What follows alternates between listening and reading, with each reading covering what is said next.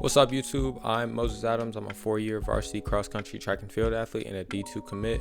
And today I'm going to make a guide for people that want to get into running in high school and kind of don't know where to start. For a lot of people, it might be their first time ever participating in their first years of high school.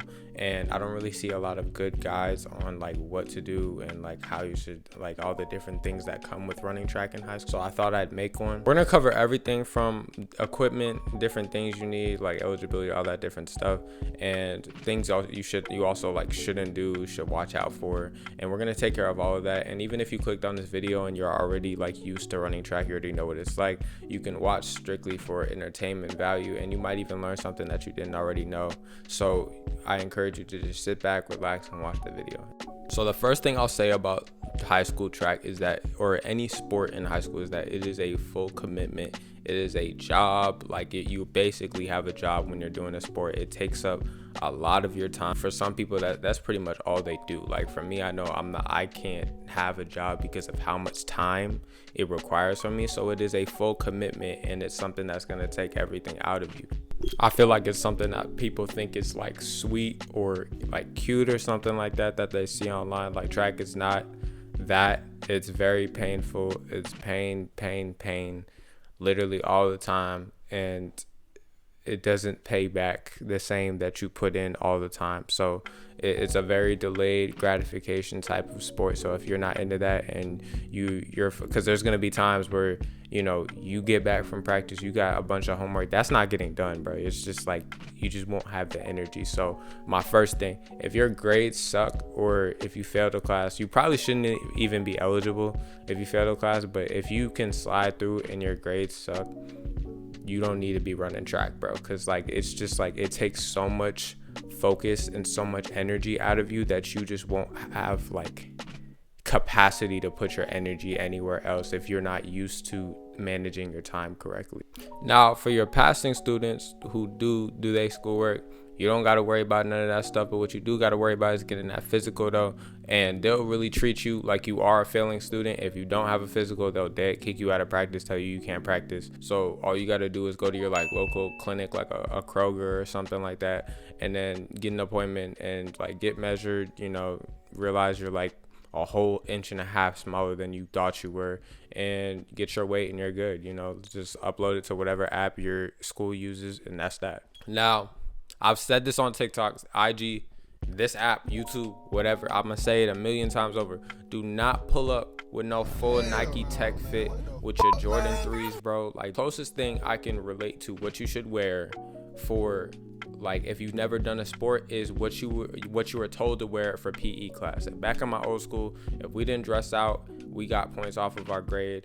So the fit that you used to wear to PE, that is the type of build that you want to copy when you're putting like your running attire together, right? This is like a gray shirt, some shorts, and then I'm gonna get to the shoes in a second. But if you wore full Nike Tech but let's use the PE, it's time to switch that up. We gotta get right. But the shoes is something completely separate. You can't just go out there and really get any type of shoe. Like I've seen guys in some New Balance 9060s, high top forces, and like slides, bro. You need to get a pair of daily trainers that you can put your mileage on for this season. Good sites to check for those are like Nike, Running Warehouse, and Dick's. And I can't tell you what shoe to buy, but you need to go on there and see what might be right for you. So you need a good pair of trainers, and you also need a good pair of spikes. So you can get whatever. I always see people get the spikes off Amazon. Like personally, I feel like that's fine. Like that's whatever. Like y'all do you. I've seen some people actually slide in really cheap spikes. So it matters. Like you're gonna get rolled if you're in flats versus somebody in spikes. But spikes to other spikes doesn't matter as much. You want the best quality out of your races. You're gonna want to get some good Nike spikes. Like I know the Zoom Victories. That's a huge favorite right now. I actually put them in the thumbnail of my last video. Some Dragonflies if you're running distance, like Dragonfly 2s. Like you're gonna want some good spikes because you will lose a race if you don't have spikes. And then like a thing you would want to invest in as well, just on the side, is a foam and hand roller. You want the foam roller for home and the hand roller to like kind of bring around with you just in case. Massage gun is not like necessary Like I'm not a huge fan. I mean, I know some people that like that's like a part of their routine and they need it, but to me, I don't think that that's like it doesn't really do much. Like it makes you feel good, but it's not gonna fix a problem like a foam roller is gonna fix it. So foam roller, hand roller, massage gun if you want. But you definitely don't want to go like OD with the stuff that you're bringing to a track meet. It will get stolen. So just bring the things that you will need. Like I'm not gonna tell you to bring the KT tip and then this and that. Like you don't need all that. You just need like your spikes, some water, maybe bring a hand roller, and then like that's it. And keep your bag close to you because people be stealing at these meets, yo. But you really want to make sure that the quality of the shoe that you're getting is good because you're gonna be experiencing probably the hardest physical activity you've ever done in your entire life. So like they train you like you're training for the Marines. So there's gonna be some pain regardless. So if there's gonna be pain, let's make sure it's in your legs and your lungs and your stomach and not like your feet hurt, because like that's just insult to injury, and then you get hurt with cheap shoes and all that different stuff. Like we don't want that. So get some good shoes. And speaking of the stomach, you need to be fueling your body throughout the day with water and food, like actually correctly and actually eating. I'm not talking about like anything like in a vending machine, like candy, hot fry. That stuff is not food. Like people call it food, it's not food, especially like soda and stuff like that. Like you need to actually be eating right. And believe me when I tell you, if you eat too little, you're gonna throw up. You eat too much, you're gonna throw up. You don't eat the right stuff, you definitely gonna throw up. Like you don't want to throw too much stuff down before practice, but you want to get something so like you could just eat like a granola bar, like maybe some nuts, no Diddy, applesauce. Yo, Go-Go Squeeze used to carry kindergarten. They've been clutch since I was like 5. Go-Go Squeeze is the method, or like a banana or something like that.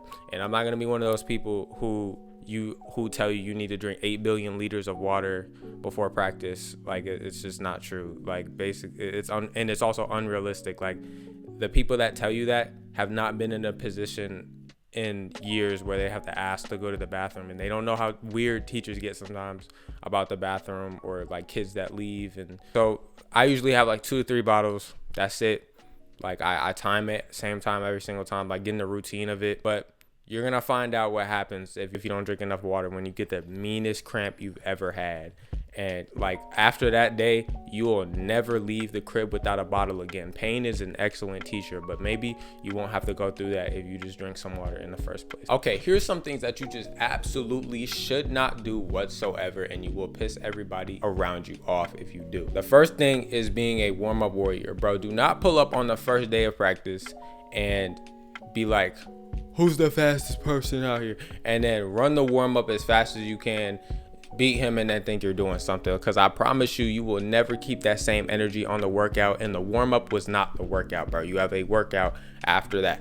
So I always see people sprinting warm-up and cool down and never keep the same energy on the workout. Do not do that. The warm-up and cool down, like they serve 2 different purposes, but the warm-up is supposed to warm your body up. That does not mean sprint that hoe. It just means like a light to brisk jog to get your body activated and your muscles warm so that you don't get hurt and injured. And to cool down is to bring your heart rate down, like kind of cool down, like it says. And another thing on top of that, like you warm up, you're gonna do drills. Actually do the drills properly. There's a reason that you're doing them. You're gonna realize like one day you'll do them and then one day you won't. And then you're gonna realize there's a difference between how the quality of which you're able to run in your practice reps. So make sure those are getting done good because you want good workouts, obviously. And every program has useless ones and every program has good ones. Like just do the good ones, get through the useless ones, and like, yeah, that's warming up, right? Number 2, walking on the track. This is probably my biggest pet peeve like ever. And like in track, like walking onto a track during track practice is like walking onto an active highway during rush hour, like 5 p.m. And as a mistake I've made my freshman year, and I've seen someone make and end up in the ER, you will actually get hit stick playing around, just walking around in different lanes. Yeah, so just when you're done with the rep, step off the track. You don't want to get hit by the equivalent to prime Ray Lewis. My number 3 thing is skip practice. And before you shoot me, those who know me, stop. Like there's a difference between actually having a reason to not be at practice versus just skipping to skip, right? And then the people that skip are usually the people who are like they're being forced by their parents to do a sport, and track is like the easiest barrier to entry, so they just don't go to practice but still be at the school walking around. Like, that's weird. And that's really the quickest way to just get rolled the whole season and then not win a single race, because training is about consistency. If you're not going to practice consistently, eventually you're gonna have to line up with some people that do, and they're all gonna be faster than you on that day, but you're not. So you're gonna get fried in front of your friends and family. You're gonna get clowned. So just go to practice. Like, and I don't want to make this video too long, so I'm gonna cut it right here. But if y'all want a part 2, I feel like I had so much more to cover. So just like, if you like it, leave a like, comment, and I will hit y'all with another one next week. So thank you so much for watching, and God bless.